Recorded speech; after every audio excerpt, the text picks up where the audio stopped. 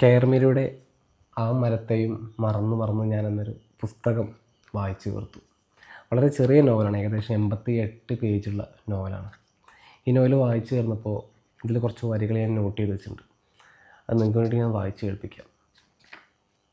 ആ വരികൾ ഇങ്ങനെയായിരുന്നു: വേർപാടിൻ്റെ ആദ്യ വർഷങ്ങളിൽ അവൾ അയാളെ സദാ തിരഞ്ഞു.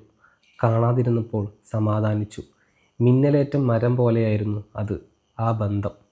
അവളിൽ അയാൾ ആഴത്തിൽ വേര് പിടിച്ചിരുന്നു. എന്നിട്ടും നിമിഷം കൊണ്ട് അതിൻ്റെ കാതൽ കരിഞ്ഞു. പിറ്റേന്ന് മുതൽ അതിൻ്റെ വേരുകൾ വെള്ളം കുടിക്കുന്നത് അവസാനിപ്പിച്ചു. അതിൻ്റെ ഇലകൾ പ്രകാശം ഭക്ഷിക്കുന്നത് അവസാനിപ്പിച്ചു. വളരെ സ്വാഭാവികമായി അത് കടപുഴകി വീണു. വഴിയോരത്തെ അജ്ഞാത ജഡം പോലെ കാതലൊഴുകി.